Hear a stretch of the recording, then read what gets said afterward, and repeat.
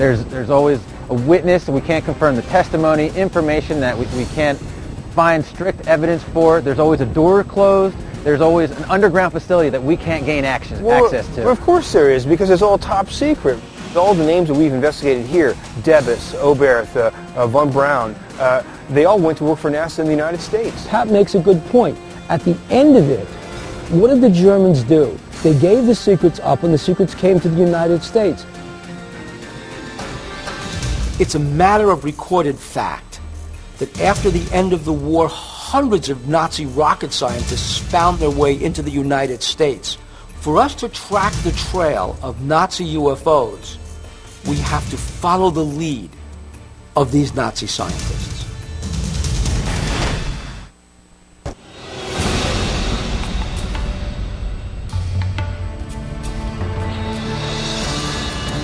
At the end of World War II, both the Americans and the Soviets clearly recognized the superiority of German technology, at least in certain areas. The Americans launched Operation Paperclip, and the Soviets later answered with Operation Soloviki. Both tried to grab as many German scientists as they could before the other superpower got to them.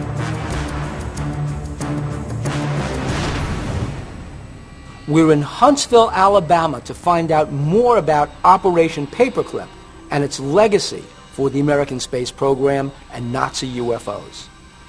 Hi, Bill. Nice to meet you. Hi, thank you for meeting with us today. Operation Paperclip originally started in September of 1946 to bring former Nazi rocket scientists and aeronautical engineers into the United States, and they were actually given political immunity in exchange for technical expertise. Michael Schratt is an aviation historian who specializes in reporting how the military-industrial complex covers up black operations. Now, we're investigating the possibility that some flying saucer technology came over from Germany into the United States. What evidence is there for that? There is a paper trail to reference for this, and this is an actual Wright-Patterson Air Force Base Air Material Command document, and it basically shows you how this technology was brought from the Third Reich and trickled into the aerospace industry. It starts up here on the upper left-hand corner, German Air Force, then it goes into the Luftwaffe, German Research and Technical Institutions, German Aircraft Industry.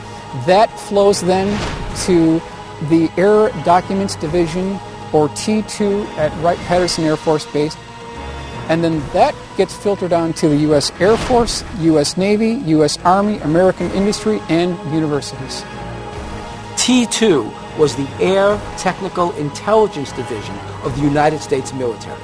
Based in Wright Field, Ohio, it analyzed all the documents pertaining to Operation Paperclip. They also investigated UFO reports. We have some really good evidence that, in fact, some of the British and Canadian designs were, in point of fact, procured from the German originals. They were working on what was called a VTOL supersonic gyroplane using a radial thrust engine, and that's Project Y. Project Y was an attempt to create a vertical takeoff and landing space car. It was better known as the Avro car, films of which show how hard it was to corral a flying saucer. We were investigating the Bell before. Did any of that transfer over here? The Bell, which was approximately 15 feet high, 12 feet in diameter, it had two counter-rotating drums on the upper section of the Bell. There was a central shaft that went down the center of the craft that terminated in what's called the thermos bottle. And from the Germans' own documents, we know that a chemical called cerium-525 was actually pumped into this vehicle, and that represented the plasma vortex that was created by this craft. Is this some kind of writing or inscription around the base? Back in December 9th, 1965, we had an almost identical looking craft crash in the woods of Kecksburg, Pennsylvania, and it too had the same or similar hieroglyphic writing. Kecksburg, Pennsylvania, 1965. A strange-looking craft allegedly crashes, and it looks a lot like the Glocka. Thousands of people see it, and they even have a monument there now. Now, supposedly, it was carted off by the military. So the line of reasoning is Nazis create the Glocke. Their technology comes to the U.S. along with the German scientists, and they create more of these craft. Since these craft are identical, is there a human link between der Glocke in the 1940s and Kecksburg 1960s? In fact, the gentleman who was the senior project design engineer for the Bell program was a man by the name of Kurt Davis. Davis was launch director at NASA between 1962 and 1974. This is the bombshell we've been waiting for. Kurt Davis, an electrical engineer who actually was part of Project Riese and Die Glocke, comes to America to work for NASA. He winds up the launch director of NASA in the 1960s, just when the event at Kecksburg takes place in December 1965. This is the proof that I need that some of the UFOs we see are man-made. Some of what we're seeing up there isn't them, it's us. When you spend $400 billion per year on classified black budget programs, you are going to get something for your money. And where would you keep those flying saucers? You would keep them at Edwards North Base Complex. You would keep some of them at MacDill Air Force Base. You would keep some of them at Wright-Patterson Air Force Base. Remaining craft are at the remote test site in Nevada. At Area 51. At Area 51. It's curious that many of the Nazi scientists that came over as a result of Project Paperclip all wound up in New Mexico, Texas, and Nevada, all of which are UFO hotspots. Mike Schratt was really something. If you see what Schratt showed us, if you look at the plans, the details, the designs, I mean, there's no disputing that the Germans really were 25 years ahead of everybody else.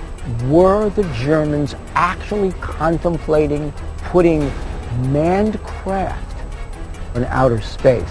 Why not? I mean, they were the first to put the first rocket into space, right? Right. And then Struckhold went on to work for NASA and developed the first spacesuit. Very convincing. Hubertus Struckhold, the man behind the pressure chamber experiments in the sanatorium, went on to head up the NASA Space Medicine program and played a big role in developing the first pressurized spacesuit in 1958. So it seems to back up Igor's theory that the Nazis were carrying out experiments to put a man in space. Guys, what really impressed me the most was visiting the underground factories and facilities in the Riese complex. If they were developing some kind of Wunderwaffe, that would have been the perfect place to do it. The more desperate they got, the more they embraced secret concepts and ideas. The result? Nazi experimental craft like the Bell. Can you imagine the world? Had they been able to launch that thing and send it wherever they wanted to send it, and send it with an atomic bomb? Can you imagine the world today? We've established the link between the Nazis and UFO technology. We've established the link between that UFO technology and the American space program and how far we've come since 1945. We know that von Braun, Oberth, Davis, Struckhold came to the United States in paperclip and revolutionized conventional aircraft technology. But what else did they revolutionize? Did they bring us the technology of the UFOs?